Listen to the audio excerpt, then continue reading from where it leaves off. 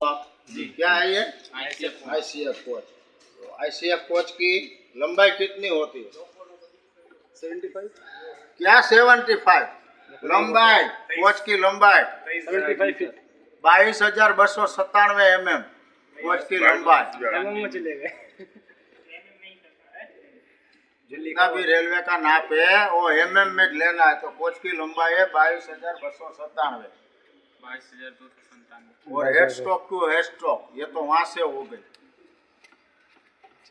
फिर कोच की चौड़ाई 3,245। फिर कोच की ऊंचाई 4,025 फ्रॉम रेल लेवल।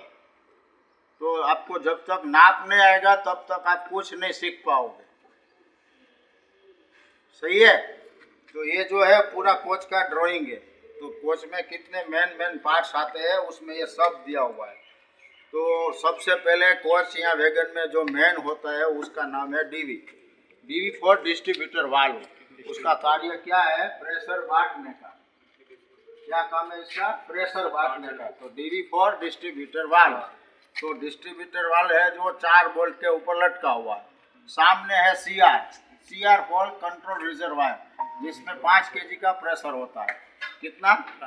5 केजी का बीपी का प्रेशर रहता है। तो ये दोनों चीज जो 4 बोल्ट के ऊपर लटका हुआ है उस पार्ट का नाम क्या है? ये भी 4 बोल्ट के ऊपर लटका हुआ है। What's name of this part? क्या नाम है इसका? Common pipe bracket. क्या इसका नाम है? Common pipe bracket. तो कॉमन पाइप ब्रैकेट में 3 होल दिया हुआ है। कितना? 3 होल। तो एक होल है डायरेक्ट ट्रेन पाइप टू। सबसे पहले ये अपना जो एयर होस पाइप लगा हुआ है किस में लगा है? ट्रेन पाइप पे। तो ट्रेन पाइप का कोच का डायामीटर है 25 mm। उसमें से क्या निकलता है? Branch pipeline. तो ब्रांच पाइपलाइन है वो 20 mm की होती है। बरोबर। तो अभी अपन एफपी के पाइपलाइन के ऊपर चलते हैं। तो सबसे पहले एयर होस pipe, train pipe diameter 25 mm, इन वैगन 32 mm। उसमें से निकला ब्रांच पाइपलाइन, उसकी थिकनेस है 22 mm।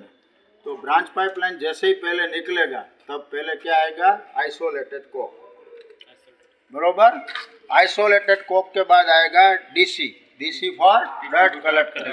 डर्ट कलेक्टर के बाद आएगा NRV, full form of non return valve, जो 6 केजी का प्रेशर एआर में जाएगा, वापस नहीं आएगा। तो इसके बाद जाएगा सीधा आपका क्यों लगा है डर्ट कलेक्टर? एयर को साफ करने से कचरा चढ़ा जाता है। लगाया क्यों है? इसके काम क्या है? डर्ट कलेक्टर वो वैसे सीखते जाओ। ये डर्ट कलेक्टर है वो तो यहाँ तो कचरा आएगा। नहीं लगा तो चलता नहीं है ये नहीं। पर यहाँ पे कचरा पहले तो कैसे आया? ये तो कोच के नीचे लगाओ, इसमें कैसे कचरा घुसेगा भाई? तो किसकी गलती है? तो कहाँ से कचरा आया वो तो आपको नॉलेज होना चाहिए। तो रेलवे ने सबके लिए सब स्टैंड दिया है। तो एफपी-बीपी का अपना एयर होस है, वो स्टैंड पे ऊपर अपने रखते हैं ना, ऐसे उठा के। तो क्यों रखते हैं? कि 2 पटरी के बीच में धूल आती है, पानी भरा हुआ आता है, तो दोनों में पाइप ऐसा तो ऐसे पाइप हैंगिंग कंडीशन में जाएगा तो धूल और पानी मिक्स होकर पाम एंड में घुस जाएगा। तो जैसे ही प्लेटफॉर्म में रैक बैक होगा तो आप प्रेशर खोलोगे तो क्या होगा? Train pipe through branch pipe line यहाँ आके कचरा आपका अटक जाएगा। गलती किसकी थी? आपकी। कि कौन सी गलती थी? कि आपने पाइप उसको डमी पे नहीं रखा, स्टैंड पे नहीं रखा। तो ये डर्ट कलेक्टर मीन्स कचरा साफ करने का पार्ट है। दूसरा आपका एयर में मॉइस्चर रहता है। अभी तो ये रेनी सीजन है, इसको आपको साफ ही करना है। हर महीने उसका डर्ट कलेक्टर। इतना पानी हवा में जाएगा आपको दिखेगा पानी निकलेगा। तो उसको ए शेड्यूल बोलते हैं ना कि ए शेड्यूल में क्या करना है? तो डर्ट कलेक्टर साफ करना है। तो हर महीने साफ करना इसीलिए जरूरी है कि उसमें वो पानी निकल जाए। जैसे जाएगा ऐसे घूमेगा तो जो भी ये चीज है वो नीचे गिर जाएगा। तो ये हो गया आइसोलेटेड कोक ऑफ एफपी।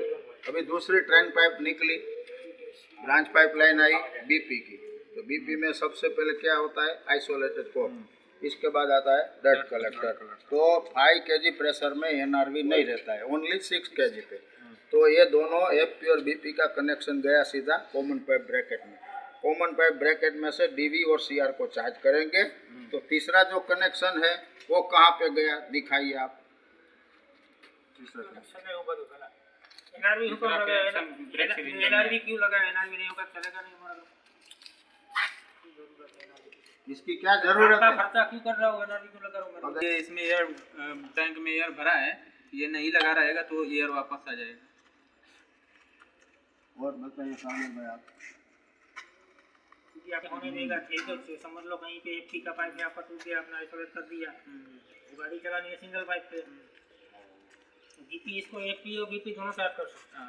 अगर आपका एफपी कहीं खराब हो गया, टूट गया पाइप में, तो आप बीपी से चार्ज कर रहे हो, एनआरवी नहीं रहेगा तो ये तो वापस प्रेशर जाते ही रहेगा, ये आपका कभी चार्ज ही नहीं होगा, ना ये आपका बीपी का प्रेशर कभी नहीं बनेगा।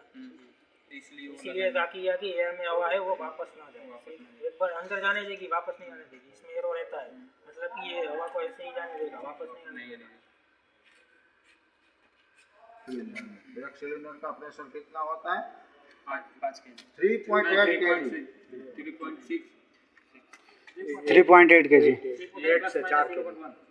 ब्रेक सिलेंडर का प्रेशर होता है 3.8 kg। तो जब ब्रेक एप्लीकेशन करेगा 1.6 या 0.5 तब इसमें क्या होगा, ब्रेक एप्लीकेशन करेगा तो पिस्टन बाहर निकलेगा। तो पिस्टन बाहर निकलता है उसको क्या बोलते हैं, कितना निकलना चाहिए? 32 + 4 किसमें? कोच में। तो जब बाहर निकला तो उसका अंदर जाने का भी समय दिया हुआ है, तो रिलीज टाइम उसको बोलते हैं 15 to 20 सेकंड। तो ऐसे ही कोच में है 185 3 से 5 सेकंड में एप्लीकेशन कर 85 to 130 85 mm to 130 इसमें वैगन में, तो उसका रिलीज टाइम है 60 सेकंड, क्योंकि उसका पिस्टन ज़्यादा निकला। तो ये ब्रेक बाइंडिंग होने का कारण आप अभी पूछ रहे थे ना, उसका ये कारण है कि जब 32 mm बाहर निकला हुआ है, जब 15 to 20 सेकंड रिलीज टाइम होने के बाद उसने पहले खींच लिया 5 सेकंड, तो पिस्टन तो आपका बाहर है, तो ब्रेक बाइंडिंग होगा ही होगा। तो ऐसे ही वैगन में क्या है 85 और 1 जो सिंगल रहती है उसको 200 लीटर की होती है, डबल रहती है वो 100 लीटर की रहती है। तो एक कोच में आइसोलेटेड कोक कितने आते हैं? 4। Very good. आप कितने आते हैं आइसोलेटेड कोक? अभी मैंने दिखाया ना, 1 किलो आया था सब। 6 4 पूरी गाड़ी में 6 आते हैं। हैं? 6